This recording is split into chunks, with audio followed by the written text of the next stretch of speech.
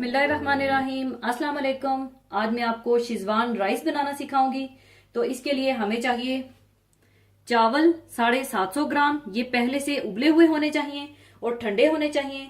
जितने भी continental, Thai या चाइनीज, स्वाई पाकिस्तानी, बिरयानी या पुलाव के, वो पहले से उबाल कर ठंडे कर लिए जाते हैं। आप खुले पानी में थोड़ा सा नमक और तेल डालकर पूरी तरह से बॉईल करके पानी ड्रेन कर दीजिएगा। और आपको एक टिप भी देती चलूं कि चावल बॉईल करते वक्त 2 टेबलस्पून सिरका भी शामिल कर दें, तो आपके चावल खिले खिले रहेंगे। और बॉईल करने के बाद आप चावलों को फैलाकर ठंडा कर लीजिएगा। और मटर हाफ कप, इसे भी आप पहले बॉईल कर लीजिएगा। इसके बारे में भी आपको एक टिप देती चलूं, मटर बॉईल करते वक्त अगर आप 1 टीस्पून चीनी भी शामिल कर देंगे तो इससे इसका कलर खराब नहीं होगा। और गाजर क्यूब में कटी हुई हाफ कप, और ये कच्ची ही डालनी है। हरी प्याज इसके ग्रीन पार्ट के साथ ही हाफ कप। शिमला मिर्च हाफ कप, ये भी क्यूब में काट लीजिएगा।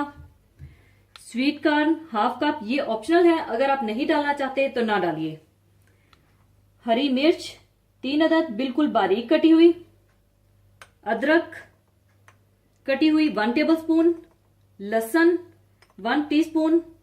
नमक हस्बे जायका। कुटी काली मिर्च half teaspoon. Soya sauce 2 tablespoon. Chilli sauce 2 tablespoon. लींबू का रस 2 टेबलस्पून। हल्दी 1/4 टीस्पून। तेल 4 टेबलस्पून। और चिली गार्लिक सॉस 1 टेबलस्पून चाहिए होगा। सबसे पहले आप तेल गरम कर लें। इसमें आप कुटा हुआ लहसुन और अदरक डाल दें और इसे हल्का सा लाइट ब्राउन कर लें।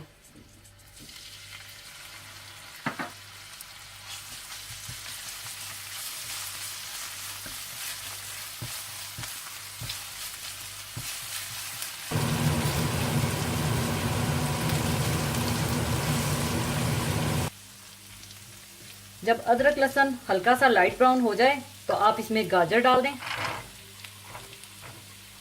साथ ही मटर डाल दें और शिमला मिर्चें भी डाल दें और थोड़ा सा भून लें।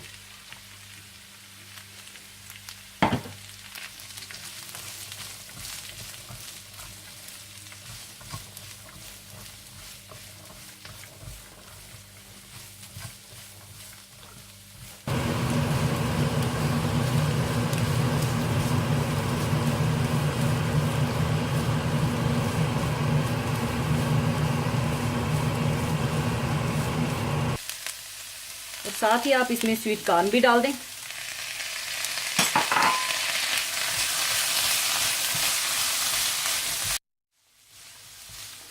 दो 3 मिनट भूनने के बाद आप इसमें सोया सॉस, कुटी हुई काली मिर्चें, नमक, नींबू का रस, हल्दी, चिली सॉस और चिली गार्लिक सॉस भी डाल दें और अच्छी तरह से मिला लें और थोड़ा सा और भून लें।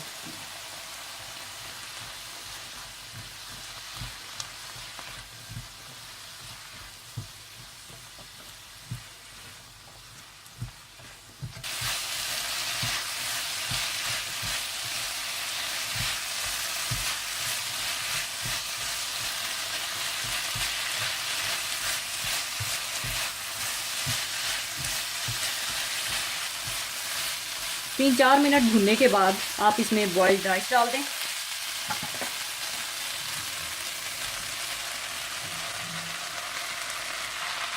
और साथ ही आप इसमें हरी मिर्चें और हरी प्याज भी डाल दें और अच्छी तरह से मिला लें।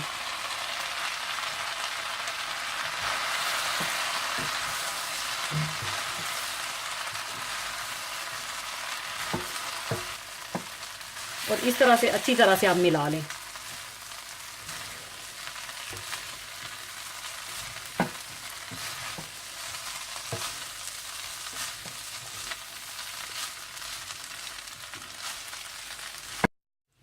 अच्छी तरह वेजिटेबल और राइस को कुक करने के बाद शेजवान राइस तैयार हैं। अब इन्हें मैं डिश आउट कर लूंगी।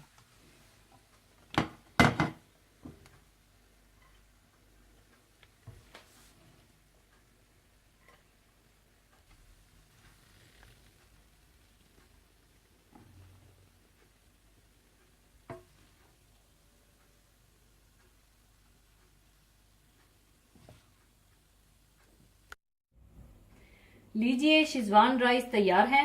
जरूर बनाइएगा और दुआओं में याद रखिएगा। और जाने से पहले एक हदीस पाक शेयर करना चाहूंगी। हदीस पाक इस तरह से है। हजरत अबू हुरैरा रजी अल्लाह ताला अन्हु से रवायत है कि रसूलुल्लाह सल्लल्लाहु अलैहि वसल्लम ने फरमाया, अल्लाह ताला क़यामत के दिन जमीन को मुट्ठी में ले लेगा और आसमानों को दाएं हाथ में लपेट लेगा। फिर फरमाएगा, मैं बादशाह हूँ, कहाँ है जमीन के बादशाह। यानी ये दुनिया असबाब की दुनिया है, जिसमें हर शख्स किसी न किसी दर्जे में इख्तियार और मलकियत रखता है।